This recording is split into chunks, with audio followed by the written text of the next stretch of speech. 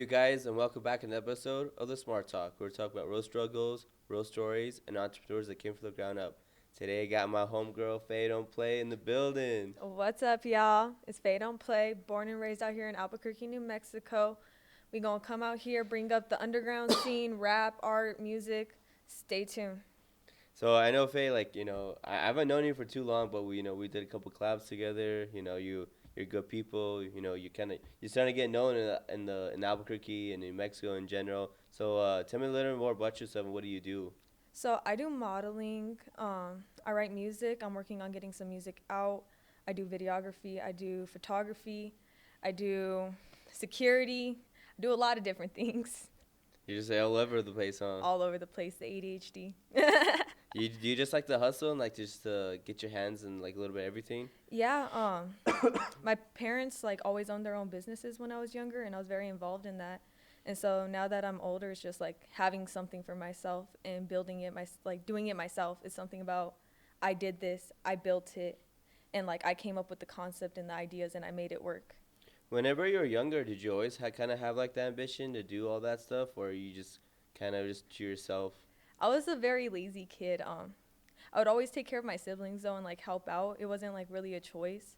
They had me conditioned very young to just work. And so now that I'm older, I'm grateful for that because I don't have, if I'm not working, I start to sit there with myself and I'm like, what are you doing with your life? Like, why are you just sitting here when you could be reading books? You could be looking for jobs. You could be finding ways to make more money. Like, you can invest in a craft.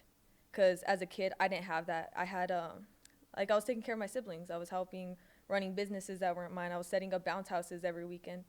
So, like, just always busy. But I'm glad that I got to take that with me in, like, now that I'm older. So after high school, what was your first thing you did after high school? So first thing I did after I got out of high school, my grandparents actually was like, "You could stay here, but you need to go to college." I didn't want to go to college. You didn't like school? um, it's not that I don't like school. I actually do like to learn. I love to learn, but it's just going from school after you just got out of like 15 years of school. It's just like you don't want to go back for a while. At least not me. So I'm just like, I think I'm gonna take a break from that, but I'm gonna be going back next semester. What are you gonna study? Business. Business? Hustler, huh? Oh yeah. That's cool. Do you want to open up your own business one day? Right now, I am working on opening my own clothing brand. I want to get my own productions. I want to work with, like, have my own dispensary that I work with. Just working with other artists and collaborating with other artists so they can also put their art to the world in clothing form because fashion is art. The clothing brand, is that something you've always wanted to do, or you kind of something like, you know what, let me just give it a try?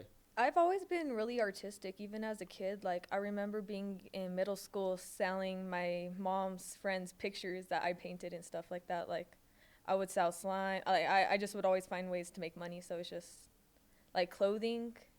I was into it as a kid. And like, I would draw like dresses and stuff. But I kind of took a break from it just because I was very busy. I was in foster care, so I was more dealing with stuff in foster care. But getting older, it was just like, I can add this to something. I could do something with this, and I can talk to people through my art, which was a very big thing for me because being in foster care, like I know what it's like to feel lonely, and I've talked to a lot of kids, and they do feel alone, and they go to music and art so they can get that connection that they don't really have anymore. It's like they're desensitized. So, how did you end up being a foster kid care? I had some stuff going on at home, and personally, I just couldn't do it anymore. So I tried running away, and it didn't really work. They sent me back home, and I just couldn't do it. So I called my grandma, and she was like, she used to work in foster care, and she was like, I think this is your best option. So I went ahead and I just went with it, and honestly, it's not anything that I regret. I'm glad I got myself out of that situation. How does the foster care system treat the kids in there? Do you feel like they're getting treated unfairly, or It really depends, because they try to put you with family first. Depending on your family's history, it could alter. It could be good or a bad experience. Foster care is very hard. I was 15 when I entered foster care. No one wants foster kids that are teenagers, just because they're hard to deal with, I guess. And so I went into a lot of shelters. I stayed in the mental hospital for 6 months, partially because I needed to work on some things, and also, like, I didn't have a place to live.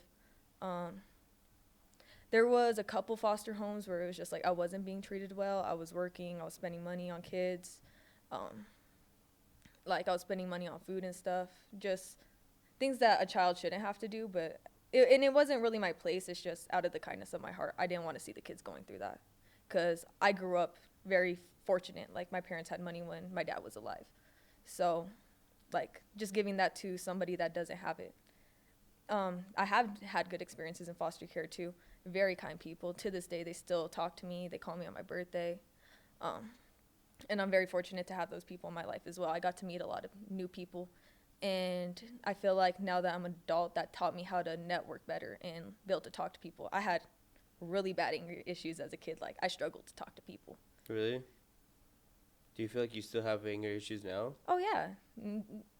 Certain things that I went through, I'm going to have to live with for the rest of my life. So it's just like taking what I can with every situation and having to be humble and wise about things, because I didn't always have it that way. Why don't you? I don't think you mentioned your age, because I barely just found that shit out the other day. How old are you? I'm 19. I'm going to be turning 20 here in March. That's cool, because you act like a lot more mature for your age, and you got a lot of emotion going on for yourself. I get that a lot. It's just growing up and having to grow up at a very young age. And you have a lot of older friends that kind of like mentor you and stuff like that, and you look up to you, right? Yeah.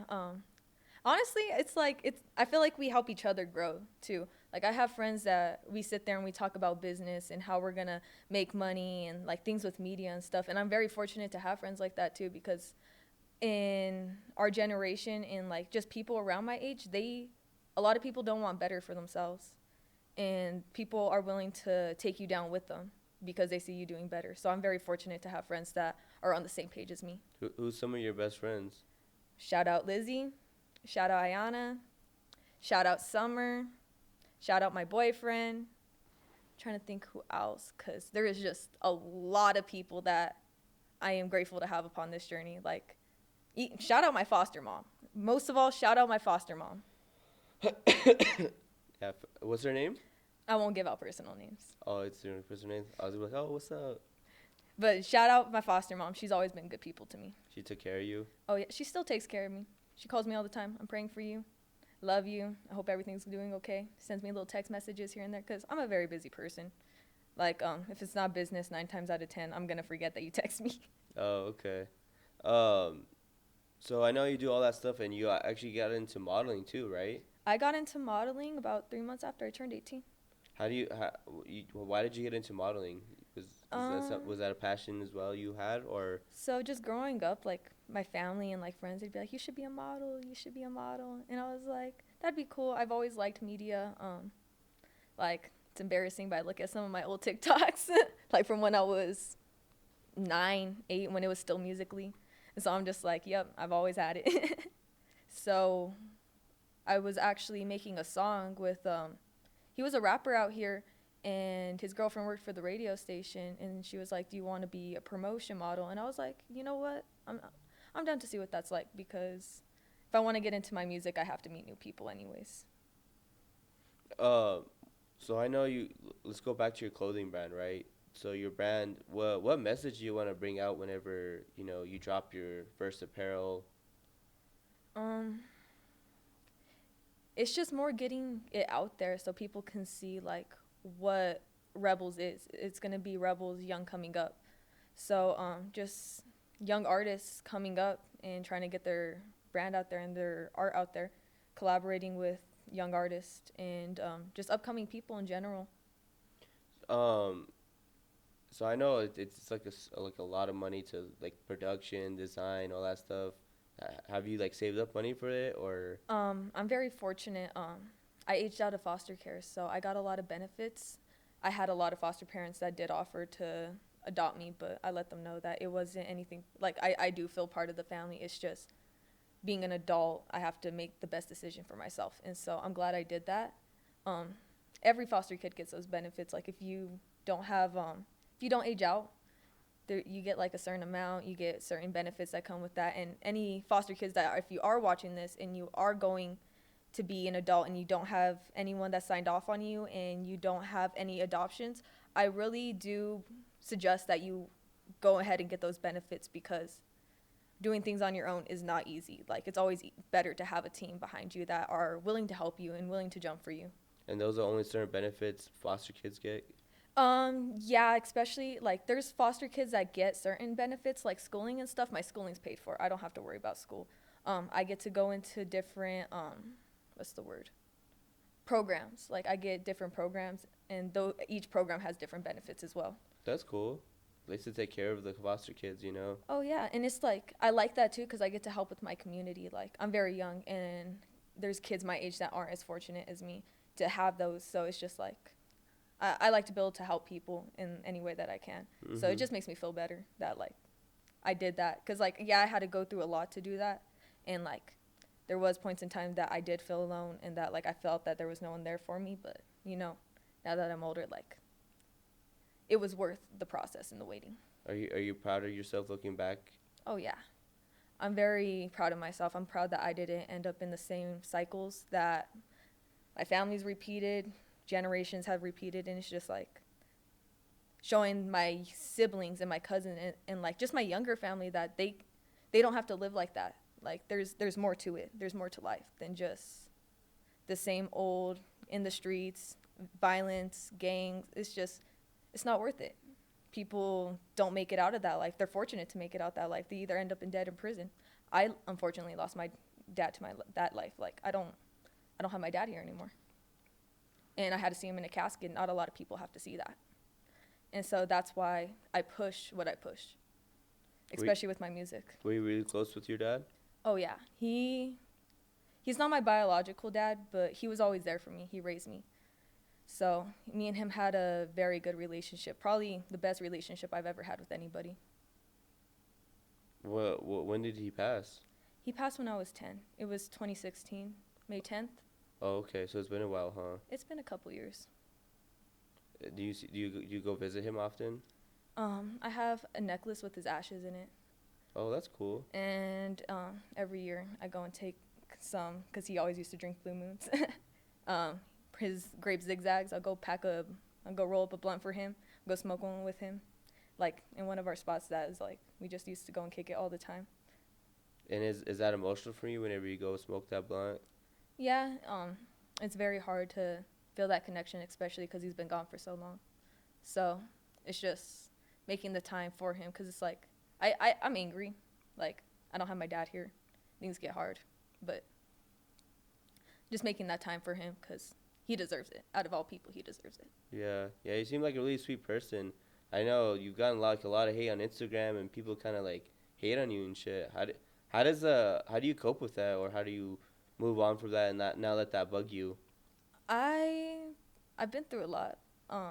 My family wasn't doing the best things when I was younger. I've been in a lot of situations I didn't need to be in, and I feel like as a child I got a lot of unnecessary hate that I just didn't deserve. I was born into some shit that I didn't want to be. So it's just like, looking back at it from as a kid, now as an adult, it's just like, why would I care what somebody else has to think when they weren't there for everything? Because if they were, I guarantee you they wouldn't be where I'm at. Mm-hmm. Just because I see what that does to people. I've talked to foster kids. I've talked to people on the streets. I'll go and feed them. Like, Thanksgiving, I made plates for everybody. I've been feeding the homeless since I was a kid. I call my grandpa and be like, let's go give them pizza. So it's just like, everyone has a story. And so that's always sat with me. And just listening to other people's story and what I'm going to do about it as a person. Like, we're all only people, but at the end of the day, it's what you do. Mm-hmm. Well, obviously you're still young, but as you get older, what message or what thing you want to deliver to the community or your people? Be like, oh, that Faye's known for this, or Faye's such a good person because she does X, Y, and Z. I just want people to know that I'm real at the end of the day. Like, I'm going to tell you what it is. Because I feel like people don't want to talk about certain topics because it's hard. But just talking to people about it and getting people's story out there. As of right now, I've been trying to work with CYFD so we can get people that were in foster care story out. Like, I feel like that's a very important thing, especially because the system is so corrupt right now and it's not getting any better. We don't have to suffer the consequences the kids do. And people don't see that. Like, even in today's world, like, you don't even have to be a kid. You can just be a normal person. Like, in a toxic relationship, people don't see what happens behind closed doors. And it's just like having that within you to go ahead and stand up for yourself, because a lot of people are scared. People don't want to stand up for themselves. They don't want to stand up for what's right because of the consequences that come with that. Yeah, it's sad now how people treat their kids and the situations kids are being put into. So making an impact in their lives would be lot meaningful for you, right? 100%. And just giving people the chance. Like, I realize now that I'm older, people they don't have the they don't have what the needs to get the help that they need. And so, like, when they run into somebody that is willing to help them, it's like, you've been doing it for this long, for how many years, and nobody's tried to help you or anything. And it's just like, because people don't want to talk up about what's going on in their life because they're scared. And I see it very often, like, especially even in foster care. Like, these kids would sit there and cry to me. Like, I've picked up kids from foster homes, and it's just like that they're being abused, and it's just like they're scared to speak up. Like, they don't, because there's consequences that come behind it. You gotta do a lot. It's just, especially in the system, it's a process. Everything's a process. Whenever you see them or talk to them, do you see a lot of yourself in them? Yeah. And I think that's just because, like, as somebody that's been through stuff, like, it takes one to know one. And, like, just the way that they talk about it, you can get, like, an idea, especially when you've been through it. But you'll never be able to feel the pain that someone else feels. And that's the lonely part at the end of the day that people have to sit with. And that's just something everybody has to sit with. How do you feel like CYFD, do you feel like they're doing a good job here in New Mexico or no? I think everywhere it's really bad.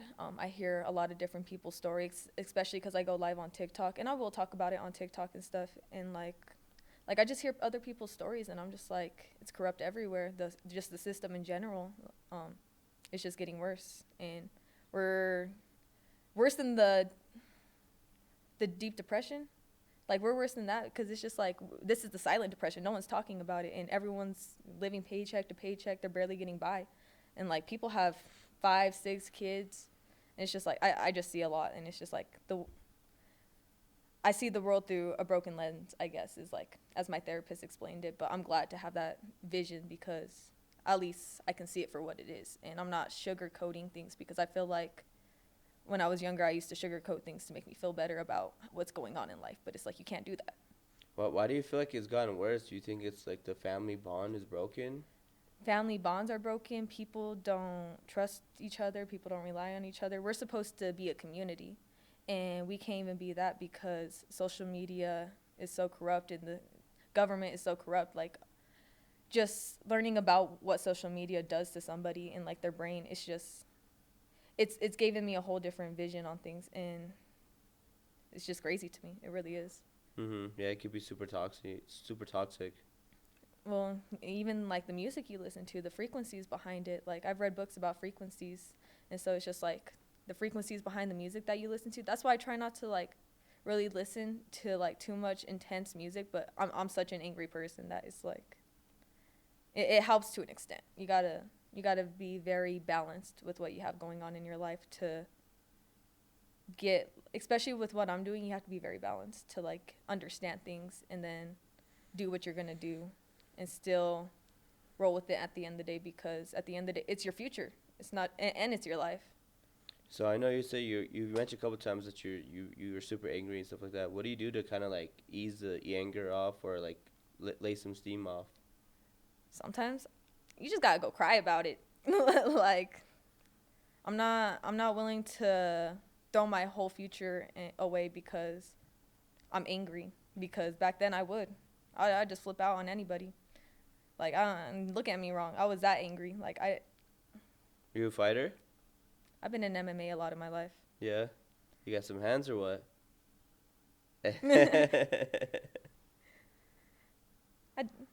We throw down every once in a while. That's funny. Have to go get my gloves back. That's cool. So when are you planning on dropping your clothing line? As soon as possible. It's just I've been working on so much stuff. It's been crazy. I know I'm definitely working on a couple different collabs right now. Especially one with clothing. I'm working on one with some food because I cook it up. I don't know if you guys see my Instagram, like on my stories, but I like to cook it up. You like to cook? Yeah, so I'm gonna go do a collab with somebody. They do Philly cheesesteaks and lemonades. Yeah, that sounds fire. I'm so gassed. That's Here, what I had it's, today. it's gonna be here. Yeah, it's gonna be out here in New Mexico. They're a local food truck. That's cool. And then we want to do some clothing. I have a drawing that I drew. It's like an eye, and like you look into the eye, and it's like going kind of like into the universe, and like it was like it says in God and the Lord we trust, and it's just like little things like that. Like people don't really look at it when I make my art, but I put like little words in there that like just like little meanings and like you know. Mhm.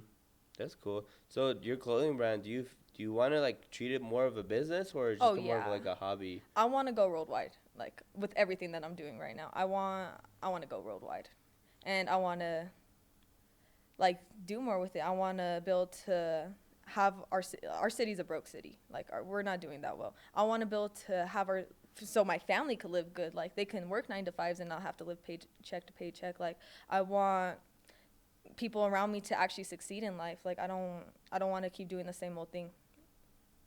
If your clothing brand blows up and like your modeling gig blows up and stuff like that, do you plan on staying here the rest of your life or do you want to move? No. It's just because I've lived here my whole life, and I, I've seen too much here. And for me to grow, I gotta expand. It's not like I could just stay in the same box. Like I could take what I have here, but and like go on somewhere else with it. It's just I want to help my city, but to help my city, I can't live in my city just because of the things I've personally been through. Mhm. Where would you want to move? I don't think I would settle down anytime soon, honestly. I think I would travel a lot and I would work traveling just because I do want to see the world. Like, I've traveled a lot as a kid. I've been to Hawaii, California, Arizona, Florida, Texas. Like, I've been to Mexico. Like, so I love traveling. And it's just doing that with my music and my art. And I get to connect with people because I already get to connect with people. When I went to Texas, I was doing some modeling out there. So it's just like doing that on a wide range is just like the beauty behind that and the beauty behind the struggle and the beauty that comes with everything. Like you got to humble yourself and look at it for the bigger picture that it is because you can work your whole life and you can still be sad and miserable. My dad worked and he worked and he worked and he died. Like he didn't get to enjoy his money the way that he probably entailed to enjoy it. Well, what's your favorite thing out of because you do a bunch of stuff. What's your like most favorite thing if you had to just do one thing out of like I modeling? don't think I have a favorite. I'm like I have such bad ADHD. It's like I enjoy all of it though. But yeah, I don't think I have a set thing. No. I just enjoy doing the things that I do and How do you feel? How do you like working with people in Albuquerque? Do you feel like people take their shit seriously as far as modeling, acting, and I film and all that shit, or no? feel like the industry in general is it's a very weird place, like just in different cities and everything. You look at the industry and you look at what people talk about and then you look at what they do and it's just it depends on the person and who they are because I realize a lot of people in this industry they are fake and social media is fake. Like a lot of social media is fake and that's why I want to push true authenticity. Like I want people to put their stories out there. I want people to put their art out there. I want there to be a meaning behind what people do on when I release the stuff that I release. That's why I've worked with a couple different people. I did a project where it's for awareness for trafficking, for women trafficking. So I went ahead and did that, and I'm glad that I get involve myself in self and stuff like that because a lot of people aren't willing to do that. And there's a truth that comes behind that people just don't want to talk about. Yeah, it's a tough subject, right? And people want to they'll close off about it. It's not good to do that. I'm personally the type of person to close off about something, and like just having to work on that, it's not easy, especially when you've been through so much trauma.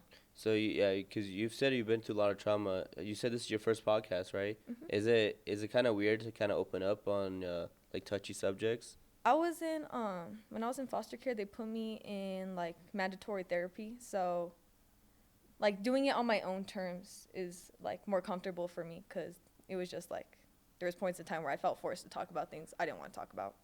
And it got to certain points where I had therapists violating HIPAA because they wanted me to talk about things that I just wasn't ready to talk about. Like, that's not okay, that's not cool. So just like, yeah, doing things on my own Do you time. feel like therapists actually help? I think you need to have your own understanding. It depends on the therapist and who they are as a person and who you are as a person. Like, you could go and talk to your friends about stuff, and like that might help more than talking to your therapist, just because they understand you. Yeah. Like, therapists, a lot of them just read a book. A lot of them don't go through hardship in their life. There are those few therapists that do, and I'm very fortunate to have a couple that I got to work with that helped me look at the world in a different view. Like, cause like I said, I was angry. I was a very angry kid. Yeah. How's a therapist supposed to give advice if they never kind of lived that life? They You said know? their book said this, and Yeah. Because I did a podcast before. I'm not gonna name his name, but he told me, like, he's a man and he struggles with abandonment issues, right? I can't give him advice on that because I've had a loving mom and dad, so like that's a tough, like, it's a tough subject. And then the yeah, levels that come like I with can't it. be like, oh, you got it, bro, or it's all good. Like, I mean, it's not all good. Like, if you're still struggling with it, like, I can't really give you solid advice because I can't put And it's myself in just your shoes, bro. the best advice I could give for anybody that's going through anything is understand yourself, because at the end of the day, no one's gonna have your back like you do. And if you can't understand yourself and you don't have that relationship with yourself, you can't even trust yourself to listen to what other people have to say, like, or what other people think. It's like it's what you're gonna do. I don't know. I've read a lot of books though, like, to help with myself, like, because I had the therapist tell me, like, if you do this, this, and this, and do this, this, and this, like, it should help with certain things. It wasn't helping with my anxiety and my PTSD. I had to actually, like, read psychology books so I can understand the neurological part of it as well, just because the understanding that people were trying to feed to me, just, it wasn't it. I feel like you're still young, and I feel like you understand yourself a lot. You've done a lot of self development and growing. Yeah, 100%. I grew up where people would always try to tell me, like, who I am and tell me to do certain things that, like, go against my morals and stuff. And I didn't want to do it. And so, like, growing up and just learning who I am as a person, because every day is a new day. You're not going to be the same person as you were yesterday. Like, you're not going to be the same person tomorrow. Like, your actions and who you are and what you're going to do and what you say is who you are. Like, you can't hide that. And that's why I sit so hard with who I am, because at the end of the day, if I'm going to go and do something, I want to make sure it aligns with who I am and my morals.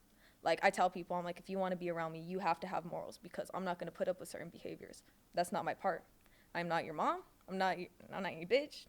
Like, and I don't need to deal with it. If you're going to act like that, take that shit over there.